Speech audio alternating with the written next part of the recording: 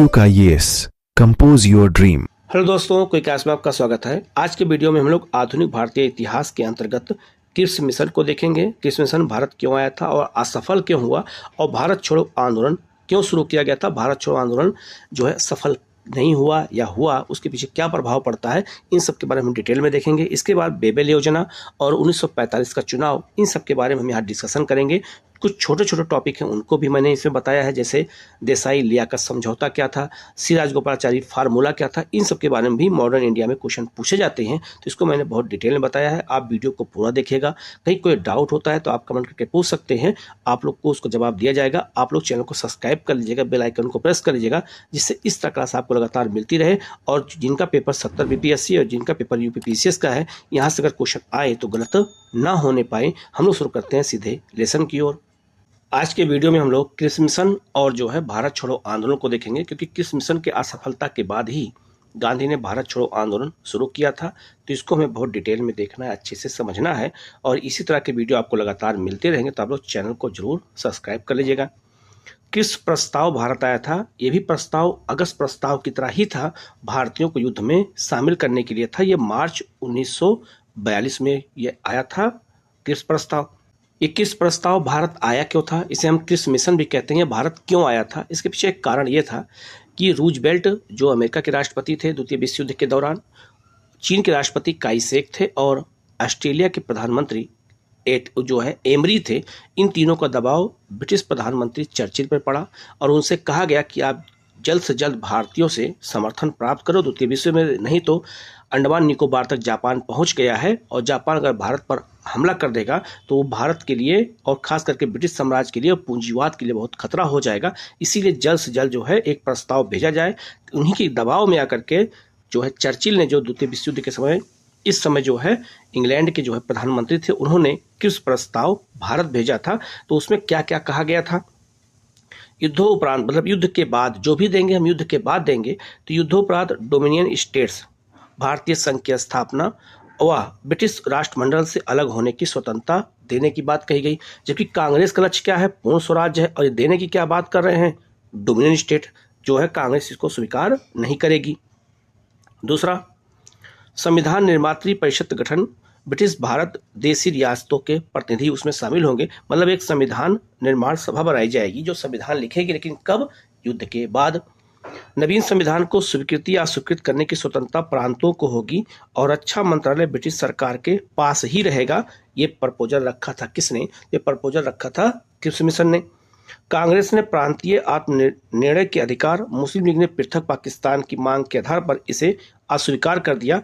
क्यों अस्वीकार कर दिया, क्योंकि इसमें यह कहा गया था कि पाकिस्तान शब्द की कोई जो है इस बात स्वीकार ही नहीं की गई, तो इससे जिन्ना नाराज हो गए और मुस्लिम लीग नाराज हो गई, और कांग्रेस भी इस प्रस्ताव को मानने से इनकार कर दिया। तब इसकी असफलता पर गांधी ने क्या कहा था, तो महात्मा गांधी ने किस मिशन को जो है पोस्ट डेटेड चेक की संज्ञा दी थी। कहा कि एक ऐसा चेक है जो बैंक जो है दिवालिया हो रहा है, तो ये शब्द किसने जोड़ दिया था उसमें, तो उसमें नेहरू ने यह शब्द जोड़ा था। तो उन्होंने पोस्ट डेटेड चेक की संज्ञा किसने दिया था किस मिशन को, तो महात्मा गांधी ने दिया था। अब हम लोग भारत छोड़ो आंदोलन को देखेंगे। भारत छोड़ो आंदोलन को जो है क्या नाम देते हैं, उसको हम अगस्त क्रांति कहते हैं, क्योंकि अगस्त के महीने में शुरू हुआ था, तो इसको अगस्त क्रांति कहते हैं। और असहयोग आंदोलन को हम लोग अगस्त आंदोलन के नाम से जानते हैं। अब हम लोग इसको देखते हैं, तो इसकी पृष्ठभूमि क्या है।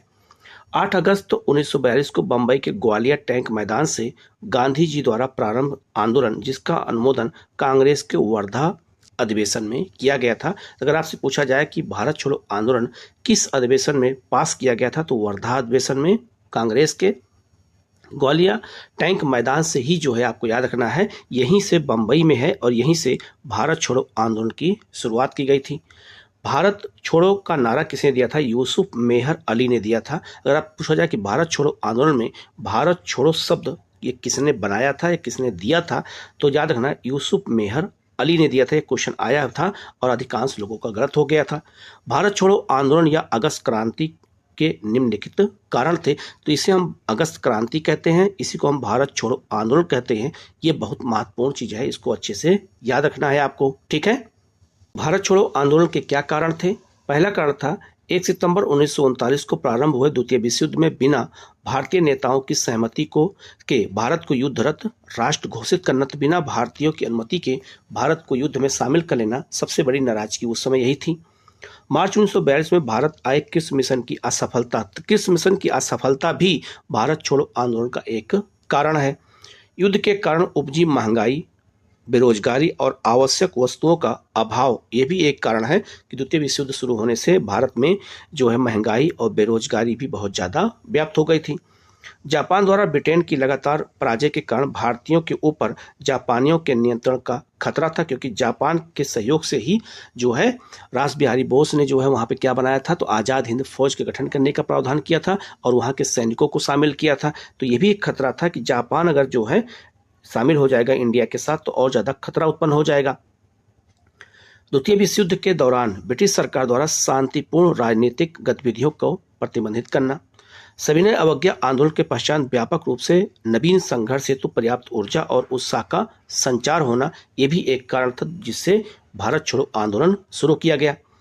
अब अगर पूछा जाए भारत छोड़ो आंदोलन के प्रमुख कार्यक्रम क्या थे और उसके उद्देश्य क्या थे, तो भारत छोड़ो आंदोलन का मुख्य उद्देश्य ब्रिटिश शासन को समाप्त करके पूर्ण स्वराज की प्राप्ति था, जिस हेतु गांधी जी ने 8 अगस्त 1942 को मौलाना अबुल कलाम आजाद की अध्यक्षता में बंबई में आयोजित कांग्रेस बैठक में निम्न कार्यक्रमों का प्रस्ताव रखा। तो याद रखना, भारत छोड़ो आंदोलन का कार्यक्रम का प्रस्ताव बंबई में रखा गया और उसके अध्यक्ष कौन थे, तो उसके अध्यक्ष थे मौलाना अबुल कलाम आजाद। यहीं पर गांधी ने जो है करो मरो का नारा भी दिया था और यहीं पर कुछ ऐसे कार्यक्रम रखे थे जिनके माध्यम से भारत छोड़ो आंदोलन को चलाना था। क्या कार्यक्रम था? सरकारी कर्मचारी नौकरी ना छोड़ें। अब यहाँ पे देखो कितना इंपॉर्टेंट बात है कि असहयोग आंदोलन में और सविनय अवज्ञा आंदोलन में गांधी ने कहा था कि सरकारी कर्मचारी नौकरी छोड़ दें, लेकिन यहाँ क्या कहा गया भारत छोड़ो आंदोलन में, यही क्वेश्चन फंसा देगा आप लोगों को कि सरकारी कर्मचारी नौकरी ना छोड़ें लेकिन कांग्रेस के प्रति निष्ठा की घोषणा कर दें कि वो कांग्रेस का समर्थन करेंगे लेकिन नौकरी नहीं छोड़ेंगे। यहाँ पर गांधी ने यह कहा था, गांधी ने यहाँ ये नहीं कहा कि जो है सरकारी कर्मचारी नौकरी छोड़ दे, जबकि दो आंदोलन में कह चुके थे, यहाँ नहीं कहा था। तो ये क्वेश्चन फंसा सकता है आप लोगों को, याद रखना। देशी रियासतों के राजा महाराजा भारतीय जनता की प्रभुसत्ता को स्वीकार कर लें और रियासतों में रहने वाली जनता स्वयं को भारतीय राज्य का अंग घोषित कर दे। ये उस समय कहा गया, देशी रियासतों से कहा गया कि आप लोग भी सपोर्ट करिए और आप लोग ब्रिटिश सरकार के जो भक्त बन के बैठे हैं आप उनको भक्त ना बने। काश्तकारों से कहा गया, काश्तकार मतलब होता है किसान, कहा गया कि यदि जमींदार सरकार का साथ दें तो वे कर अदा ना करें और यदि जमींदार सरकार विरोधी हो तो पारंपरिक सहमति के आधार पर तय किया गया कि वो कर दे सकते हैं। लेकिन याद रखना, किसानों से कहा गया कि अगर कर आपसे मांगा जाए तो आप कर नहीं देंगे और आप जो है सपोर्ट करेंगे किसका, तो आंदोलन का। इसके अलावा किसानों को निर्देश दिया गया कि वह मालगुजारी देने से इनकार कर दें। मालगुजारी मतलब होता है कर देने से इनकार कर दें। छात्रों से कहा गया कि वह पढ़ाई तभी छोड़ें जब वह आज़ादी प्राप्त होने तक ये निर्णय पर अडिग रह सकते हैं, तभी वो ऐसा काम करें, तो स्कूल छोड़ने की जरूरत नहीं है। सैनिक सेना से त्यागपत्र नहीं दें लेकिन अपने सहयोगियों और भारतीयों पर गोली न चलाने का निश्चय कर लें कि गोली नहीं चलाएंगे लेकिन हम सेना से त्यागपत्र नहीं देंगे। ये भी जो है कार्यक्रम का हिस्सा था। आगे बढ़ते हैं, इसमें कुछ इंपॉर्टेंट बात है कि 1939 में द्वितीय विश्व युद्ध की शुरुआत हुई थी। 1 सितंबर 1939 को लॉर्ड लिनलिथगो ने बिना भारतीय नेताओं की सहमति से भारत को युद्धरत राष्ट्र घोषित किया था। ये कुछ इंपॉर्टेंट चीज़ें यहाँ दे दिया है, मैंने इसको याद कर लीजिएगा। 30 अक्टूबर 1939 को 8 प्रांतों में कांग्रेस मंत्रिमंडल ने त्यागपत्र दे दिया था, ठीक है, ये भी मैंने बताया था। 8 अगस्त 1940 को अगस्त प्रस्ताव असफल हो गया था और अगस्त प्रस्ताव कौन दिया था, तो लॉर्ड लिनलिथगो ने दिया था। 7 दिसंबर 1941 को जापान ने पर्ल हार्बर पर हमला किया। तो पर्ल हार्बर याद रखना, ये प्रशांत महासागर में एक द्वीप है, वहाँ पर जो है अमेरिका का जो है सैन्य अड्डा था, उस पर जापान ने हमला किया था, इसलिए जापान पर अमेरिका ने बम गिराया था, ये बात याद रखना, ठीक है। भारत को जापान के लिए मत छोड़ो बल्कि भारत को जो है भारतीयों के लिए छोड़ जाओ, महात्मा गांधी ने कहा था। और अमेरिकी राष्ट्रपति फ्रैंकलिन रूजवेल्ट और चीनी राष्ट्रपति जो है जियांग काई शेक का ब्रिटेन पर यह दबाव भी पड़ा था कि आप भारतीयों से समर्थन लो, तभी उन्होंने क्रिस मिशन भारत भेजा था। जो है ब्रिटेन के राष्ट्रपति प्रधानमंत्री कौन थे? चर्चिल ने भेजा था। ठीक है, तो याद रखना, भारत, ये महात्मा गांधी ने क्या कहा था कि जापान के लिए मत छोड़ो हमें, तो जबकि भारत छोड़ के तुम्हें जाना है, ना कि जापान के लिए हमें छोड़ो। हमें एक बार हम गुलाम हो चुके हैं, तो हम दूसरे देश के साथ गुलाम होना नहीं चाहते हैं, हम स्वतंत्र होना चाहते हैं। इस निर्णय के साथ इसमें जो है निर्णय लिया गया कि हम जो है पूर्ण रूप से स्वतंत्र होने का ही लक्ष्य हम रख के आगे बढ़ेंगे, इसीलिए नाम रखा गया भारत छोड़ो आंदोलन। अब आप भारत को छोड़ दें। आगे बढ़ते हैं। मार्च 1942 किस मिशन का भारत आगमन हुआ, लेकिन ये विफल रहा, इसके जो है प्रस्ताव को माना नहीं गया। 14 जुलाई 1942 को क्या हुआ कि कांग्रेस के वर्धा अधिवेशन में भारत छोड़ो आंदोलन का प्रस्ताव रखा गया। तो वर्धा में गांधी ने भारत छोड़ो आंदोलन का प्रस्ताव रखा, लेकिन इनके प्रस्ताव को माना नहीं गया और इनके प्रस्ताव को कहा गया कि गांधी को भारत छोड़ो आंदोलन को नहीं शुरू करने का प्रस्ताव पास किया जाएगा, कि गांधी भारत छोड़ो आंदोलन शुरू नहीं कर सकते हैं। तब महात्मा गांधी ने कांग्रेस के नेताओं को धमकी क्या दिया? तो महात्मा गांधी ने कहा था कि अगर कांग्रेस ने संघर्ष का प्रस्ताव स्वीकार नहीं किया तो मैं देश की बालू से कांग्रेस से भी बड़ा आंदोलन खड़ा कर दूंगा। तो कांग्रेस नेताओं को यह डर जो है बैठ गया कि अगर हम इनके प्रस्ताव को स्वीकार नहीं करते हैं तो गांधी एक नई पार्टी स्थापित कर देंगे जो हमारे लिए खतरा उत्पन्न हो जाएगा। तब जो है उन्होंने क्या किया, यह निर्णय ले लिया कि आप जो है भारत छोड़ो आंदोलन शुरू कर सकते हैं। 1 अगस्त 1942 को तिलक दिवस मनाया गया, क्योंकि 1 अगस्त 1920 को डेथ हुई थी किसकी? तिलक की, तो उसी की याद में तिलक दिवस मनाया गया। 8 अगस्त 1942 को मौलाना अबुल कलाम आज़ाद की अध्यक्षता में बम्बई के ऐतिहासिक ग्वालियर टैंक मैदान में अखिल भारतीय कांग्रेस की एक बैठक हुई, जिसमें पुनः भारत छोड़ो आंदोलन के प्रस्ताव को मान्यता दे दी गई। तो पास वर्धा में हुआ और उसको दोबारा मान्यता कहाँ दी गई? तो बम्बई में ग्वालियर टैंक मैदान में कि गांधी आंदोलन शुरू कर सकते हैं। अब जैसे ही 8 अगस्त को आंदोलन शुरू करने का निर्णय लिया गया, तो रात को ही 9 अगस्त 1942 को रात को ही ब्रिटिश सरकार ने ऑपरेशन जीरो आवर के तहत सभी बड़े नेताओं को गिरफ्तार कर लिया। अब आपसे पूछा जाएगा कि भारत छोड़ो आंदोलन के दौरान जो है ब्रिटिश सरकार ने किस ऑपरेशन के तहत बड़े नेताओं को गिरफ्तार किया था? तो ऑपरेशन जीरो आवर के तहत सबको गिरफ्तार कर लिया गया।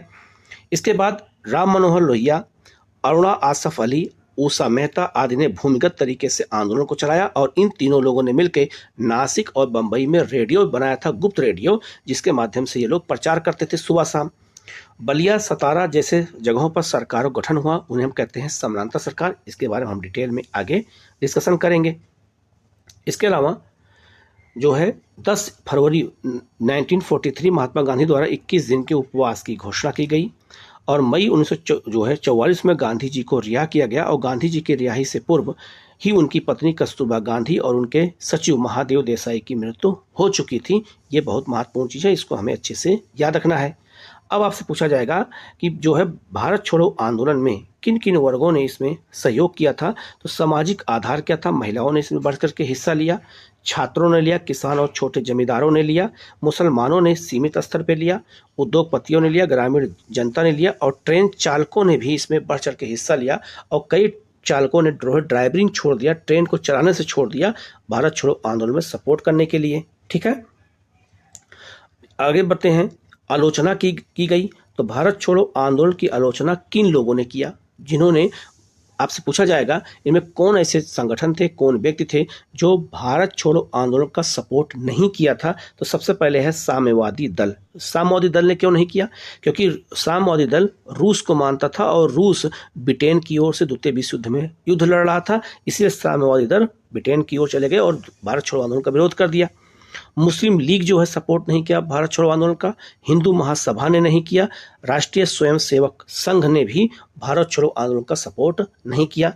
आलोचक भीमराव अंबेडकर पागलपन भरा कार्य, इन्होंने बताया कि अगर भारत छोड़ो आंदोलन जो शुरू हो रहा है कांग्रेस द्वारा, ये पागलपन भरा कार्य है। किसके द्वारा? कांग्रेस द्वारा। और तेज बहादुर सप्रू ने इसे अविचलित और असामयिक नाम दिया कि जो है एक तरह का ये बहुत ही जो है ऐसा काम है जो लोगों को विचलित कर सकता है, भारत छोड़ो आंदोलन शुरू करने की जरूरत नहीं है। आंदोलन का आरंभ और ऑपरेशन जीरो आवर क्या था? ठीक है, तो इसी ऑपरेशन के तहत लोगों को गिरफ्तार किया गया। तो लिखा है 8 अगस्त 1942 को आंदोलन की घोषणा की गई और 9 अगस्त 1942 को देश के ऑपरेशन जीरो आवर के तहत सभी बड़े नेताओं को गिरफ्तारी हो गई। तो आंदोलन की घोषणा 8 अगस्त को की गई थी गोले टैंक मैदान में, लेकिन इसको शुरू कब किया गया? 9 अगस्त 1942 को, और उसी दिन जो है सबको गिरफ्तार कर लिया गया। कांग्रेस को देशद्रोही संस्था घोषित कर दिया गया। तो कांग्रेस को दूसरी बार देशद्रोही संस्था घोषित किया गया था, एक बार असहयोग सविनय अवज्ञा आंदोलन के समय और एक बार भारत छोड़ो आंदोलन के समय। आगे बढ़ते हैं। भूमिगत आंदोलन चलाया गया। उस समय जब कांग्रेस के बड़े नेताओं को गिरफ्तार कर लिया गया तो आंदोलन में छोटे छोटे नेताओं ने भूमिगत छुप छुप करके आंदोलन को चलाया। तो नेतृत्वकर्ता कौन कौन थे उसमें?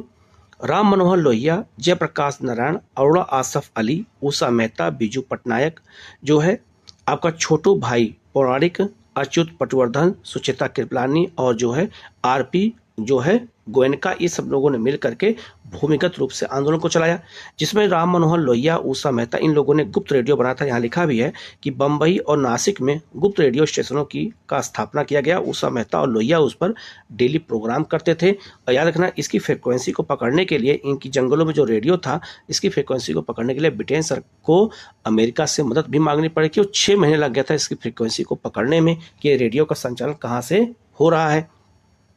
जयप्रकाश नारायण ने हजारीबाग जेल को तोड़ करके और नेपाल चले गए थे, वहां पे आजाद दस्ता बनाया था और इन्होंने भी गुप्त रेडियो का संचालन किया था, प्रचार करते थे। जबकि राजेंद्र प्रसाद जो है बांकीपुर जेल को तोड़ के गए थे और आंदोलन कर रहे थे वहां पर। आगे लिखा है कुछ आंदोलनकारियों ने क्रांतिकारी साधनों का भी प्रयोग किया, मतलब वहां पे हिंसात्मक गतिविधियां भी हुई।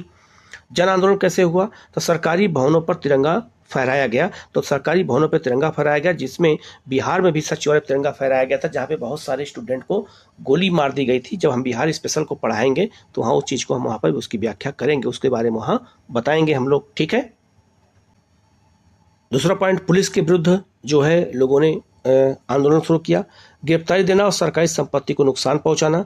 अहमदाबाद में भारत का जो है, इसको हम क्या कहते हैं, स्टालिनग्राद कहा जाता था। बम्बई आदि में विशाल मजदूर हड़तालें की गई, क्योंकि याद रखना जो अहमदाबाद है इसे भारत का मैनचेस्टर भी कहते हैं, मैनचेस्टर भी। अब याद रखना बहुत जो इम्पोर्टेंट चीज़ है कि जब भारत छोड़ो आंदोलन चल रहा था तो भारत के कई क्षेत्रों में समानांतर सरकारें स्थापित की गई। इसका मतलब यह होता है कि वहाँ पर ब्रिटिश शासन व्यवस्था समाप्त हो गई और वहाँ पर कुछ स्थानीय लोगों ने अपनी अपनी सरकारें स्थापित की, जिसमें पहला स्थान कौन सा है? उत्तर प्रदेश का बलिया। यहाँ पर चित्तू पांडे के नेतृत्व में पहली समानांतर सरकार स्थापित की गई थी। कहाँ पर?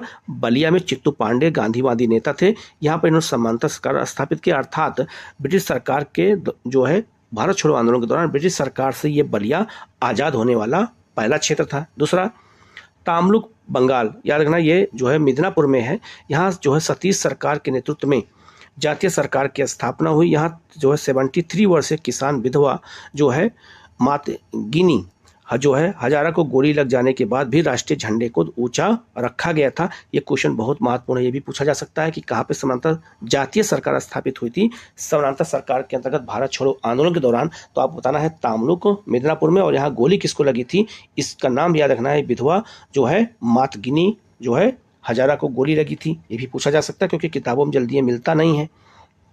सतारा महाराष्ट्र, यहाँ भी जो है क्या कहते हैं BI जो है चौहान के नेतृत्व में राष्ट्रीय सरकार की स्थापना हुई और यह सरकार सबसे लंबे समय तक चली थी। 1945 तक ये सरकारें यहाँ पर चली थी, इसको अच्छे से याद रखना। तो सबसे लंबे समय से सरकार कहाँ चली थी? सतारा में चली थी, और नाना पाटिल भी यहाँ जुड़े हुए थे चौहान के साथ में।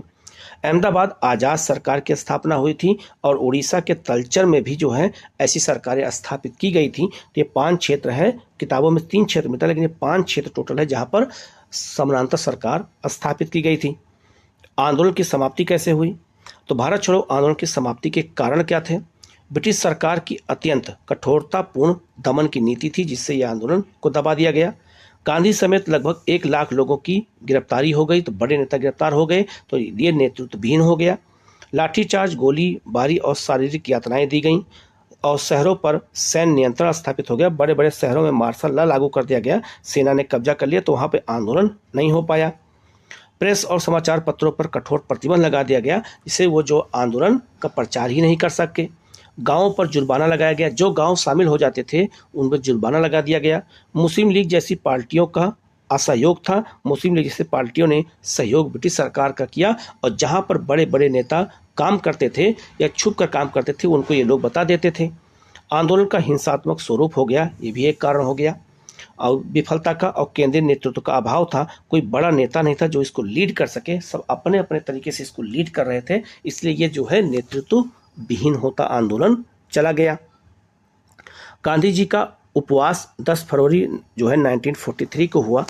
तो गांधी आंदोलन के दौरान जो है का दोषारोपण गांधी पर जो है लगा दिया गया और निष्पक्ष जांच हेतु फरवरी जो है 1943 में 21 दिन का उपवास रखा। किसने? गांधी ने, कि जो है निष्पक्ष जांच कराई जाए। चर्चिल, जब हम दुनिया में हर जगह जीत रहे हैं तो ऐसे समय एक जो है कमबख्त बुढ़े के समक्ष कैसे झुक सकते हैं जो है सदियों से हमारा दुश्मन रहा है। तो चर्चिल ने, जो वहाँ के प्रधानमंत्री थे इंग्लैंड के, उन्होंने कहा था गांधी को जो है कमबख्त बुढ़े कह के कहा था, जब हम दुनिया में हम जीत रहे हैं द्वितीय विश्व युद्ध में तो हम एक बुढ़े के सामने कैसे झुक सकते हैं। ये किसका कहना था? चर्चिल का कहना था। इसके अलावा सर मोदी NL सरकार और जो है आर्य का वायसराय काउंसिल से इस्तीफा इन तीनों लोगों ने दे दिया और 6 मई 1944 को गांधी जी को जेल से छोड़ दिया गया और आंदोलन की क्या हो गई? समाप्ति हो गई। यहाँ पर आंदोलन समाप्त हो गया। आंदोलन का महत्व क्या था? तो भविष्य के नेताओं जैसे राम मनोहर लोहिया, JP नारायण जो है आदि का उदय हो गया। यहीं पर जो है जयप्रकाश नारायण और राम मनोहर लोहिया जैसे नेताओं का उदय हुआ। महिलाओं की भागीदारी इसमें बढ़ गई। राष्ट्रवाद की भावना का इसमें बहुत ज़्यादा प्रचार हुआ। भारतीय जन आक्रोश की पूर्णतया अभिव्यक्ति हुई इसमें और भारतीय स्वाधीनता के पक्ष में वैश्विक जनमत का निर्माण हो गया। अब पूरे दुनिया की नज़र हो गई भारत पर कि नहीं, भारत में इतने बड़े बड़े आंदोलन हो रहे हैं तो भारत को आज़ाद किया जाए। ठीक है, तो ये जो है महत्वपूर्ण चीज़ें थी जो मैंने आपको बताया है। यहाँ सबसे क्वेश्चन एग्जाम में पुटअप होते हैं तो इसको बहुत अच्छे से देखना और समझने की ज़रूरत है। ठीक है, अब हम लोग आगे बढ़ते हैं। अब भारत छोड़ो आंदोलन के बाद हम लोग कुछ और घटनाओं को देख लेते हैं। उसके बाद कौन कौन सी घटनाएं हुई आज़ाद मतलब भारत छोड़ो आंदोलन के बाद में। तो राजगोपालाचारी सूत्र क्या था जो 10 जुलाई 1944 को दिया था? तो राजगोपालाचारी सूत्र भी के बारे में भी पूछा जाता है। तो ये क्या था? तो 10 जुलाई 1944 को सी राजगोपालाचारी ने कांग्रेस और मुस्लिम लीग के मध्य समझौते हेतु योजना प्रस्तुत की थी। तो आपसे पूछा जाएगा सी राजगोपालाचारी योजना का संबंध या सूत्र का संबंध किससे था? तो कांग्रेस और मुस्लिम लीग के बीच में समझौता कराने का ये काम था। समझौते के पॉइंट क्या थे? लिखा है जिसे राजगोपालाचारी योजना या फार्मूला के नाम से जाना जाता है। इस योजना के महत्वपूर्ण बिंदु क्या थे? इसके अनुसार योजना के अनुसार क्या कहा गया? किसके बीच में? तो कांग्रेस और मुस्लिम लीग के बीच में समझौता कराने के लिए ये जो योजना पेश की गई। क्या था इसमें? मुस्लिम लीग भारतीय स्वतंत्रता का समर्थन करे तथा अस्थायी सरकार के गठन में कांग्रेस के साथ सहयोग की भूमिका निभाए। ये सी राजगोपालाचारी ने इस सूत्र या फार्मूला कांग्रेस के और मुस्लिम लीग के सामने रखा। दूसरा, द्वितीय विश्व युद्ध की समाप्ति पर भारत के उत्तर पश्चिमी और पूर्वी भागों में मुस्लिम बहुल क्षेत्रों में वैश्विक मताधिकार के आधार पर भारत के विच्छेद के प्रश्न पर निर्णय लिया जाए कि ये जो है जनता वहाँ के निर्णय ले कि भारत का विभाजन किया जाए या ना किया जाए। हम लोग निर्णय लेने वाले कौन होते हैं? तीसरा, देश के विभाजन की स्थिति में आवश्यक विषयों जैसे प्रतिरक्षा, वाणिज्य, संचार और आवागमन आदि के संबंध में दोनों के मध्य कोई संयुक्त समझौता हो सकता है। यह निर्णय लिया गया।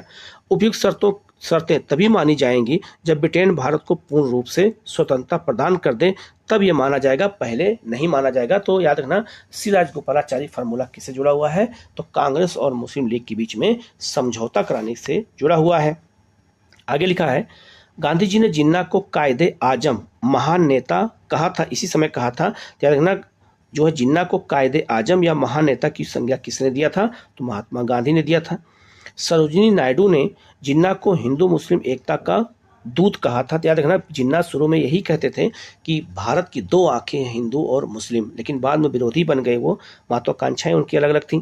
तो मुस्लिम एकता का दूत कहा था। जिन्ना की मांग थी कि कांग्रेस स्पष्टता द्विराष्ट्र सिद्धांत को स्वीकार कर ले तथा उत्तर पूर्वी और उत्तर पश्चिमी क्षेत्रों में केवल मुस्लिम क्षेत्रों लोगों को ही मत देने का अधिकार मिले, ना कि पूर्ण जनसंख्या को मिले। ये जो है किसकी मांग थी? ये डिमांड थी, जिन्ना की मांग थी कि जहां पर ज़्यादा मुस्लिम है वहां केवल मुस्लिम ही वोट दे सकते हैं और कोई वोट ना देने पाए। ठीक है, तो ये डिमांड किसकी थी? जिन्ना की थी। ठीक है, अब आपसे पूछा जाए देसाई लियाकत समझौता क्या था? जो जनवरी 1945 में हुआ था। तो ये सब छोटे छोटे पॉइंट हैं, यहीं से क्वेश्चन जब पुटअप होते हैं तो गलत हो जाते हैं, इसको समझना जरूरी है।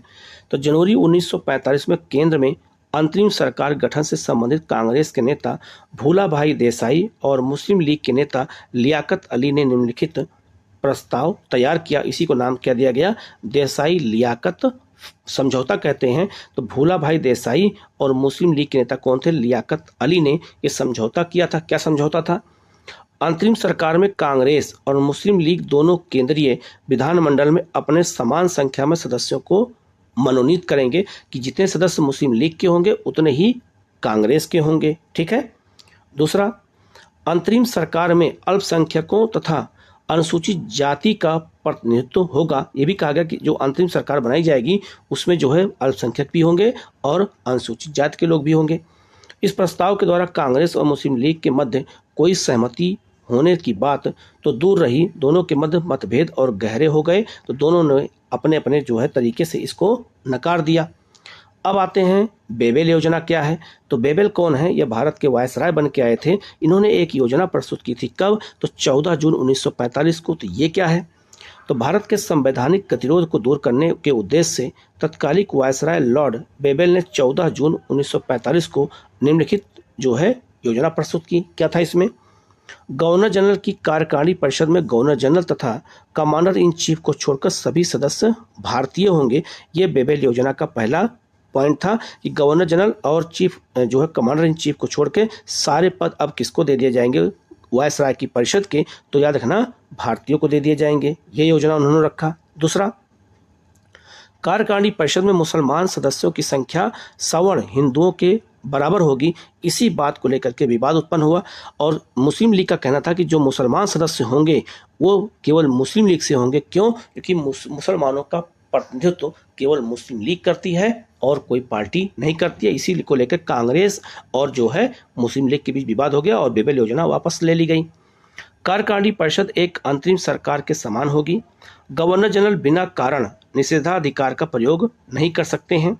युद्ध समाप्ति के बाद भारतीय स्वयं ही अपना संविधान बनाएंगे, जो है ये बेबेल योजना में कहा गया। और कांग्रेस के नेता रिहा किए जाएंगे और शीघ्र ही शिमला में एक सम्मेलन बुलाया जाएगा जहां पर इसको लेकर के डिस्कशन होगा। ठीक है। अब बेबेल योजना तो प्रस्तुत कर दी गई, अब उसके आगे क्या हुआ, इस योजना पर विचार विमर्श के लिए, किस योजना पर, तो बेबेल योजना पर विचार विमर्श के लिए जो है 25 जून जो है 1945 को शिमला में एक सम्मेलन का आयोजन किया गया। इसमें 21 भारतीय राजनीतिक नेताओं ने भाग लिया। कांग्रेस के प्रतिनिधि के रूप में मौलाना अबुल कलाम आज़ाद शामिल हुए थे। क्वेश्चन 5 बार आ चुका है कि बेबेल योजना के लिए जब शिमला में सम्मेलन हुआ था तो उसमें कांग्रेस की ओर से कौन गए थे, अबुल कलाम आज़ाद गए थे और मुस्लिम लीग के प्रतिनिधि के रूप में मोहम्मद अली जिन्ना ने इस सम्मेलन में भाग लिया। ठीक है। तो यहीं पर जो है किसके बीच संघर्ष हो गया था, अबुल कलाम आज़ाद और जिन्ना के बीच संघर्ष हो गया मुस्लिम लीग सदस्यों की नियुक्ति को लेकर के, इसे वापस ले लिया गया। लिखा आगे लिखा भी है।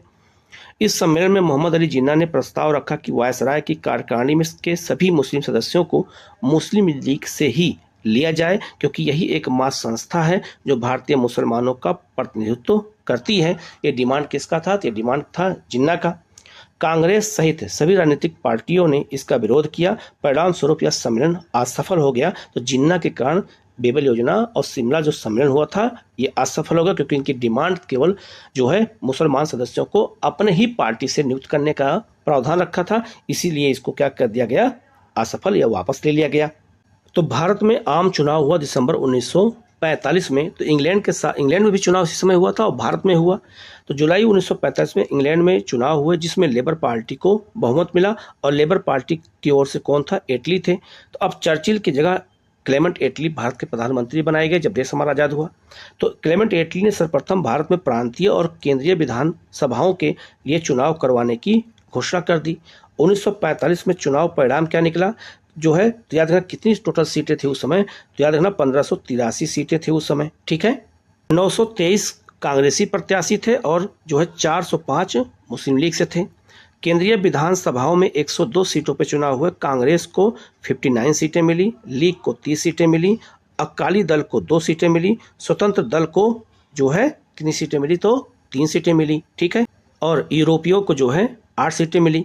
11 प्रांतों में 8 प्रांतों में जैसे बम्बई, मद्रास, संयुक्त प्रांत, बिहार, उड़ीसा, असम, मध्य प्रांत, उत्तर पश्चिमी सीमा प्रांत में कांग्रेस की सरकार बनी। तो 11 प्रांतों में से 8 प्रांतों में जो सरकार बनी थी ये 1945 के चुनाव में भी और 1937 के चुनाव में, दोनों में कांग्रेस को 11 में से 8 प्रांतों में ही सरकार बनी थी। ये बात याद रखना, दोनों चुनाव में 37 में भी और 45 में भी। ये बहुत महत्वपूर्ण चीज़ें हैं, इसको अच्छे से याद रखना।